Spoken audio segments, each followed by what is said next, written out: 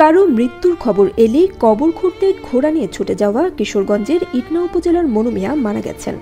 ইন্না লিল্লাহি ওয়া ইন্না ইলাইহি রাজিউন। শনিবার সকাল 10টা 20 মিনিটের দিকে উপজেলার জয়সিদ্ধি আলগাপাড়া গ্রামে নিজ বাড়িতে শেষ নিঃশ্বাস ত্যাগ করেন তিনি। জানা যায়, কবর খুঁড়ে মনু মিয়া পার করে দিয়েছেন তার ৬৭ বছরের জীবনের ৪৯ বছর। কোনো ধরনের পারিশ্রমিক কিংবা বকশিশ না নিয়ে এ পর্যন্ত খনন করেছেন ৩,০৫৭টি কবর। স্থানীয় সূত্রে জানা যায়, কবর খোঁড়ার কাজে বাহন হিসেবে এ পর্যন্ত তিনি ১৪টি ঘোড়া কিনেছেন, আর এজন্য বিক্রি করতে হয়েছে তার পৈতৃক সূত্রে পাওয়া সম্পত্তি। পৈতৃক অন্য সম্পত্তি বন্ধক দিয়েই চলছিল নিঃসন্তান মনু মিয়ার সংসার। দ্রুততম সময়ের মধ্যে কবর খোঁড়ার কাজ করতে ঘোড়ায় চড়ে পৌঁছে যেতেন তিনি।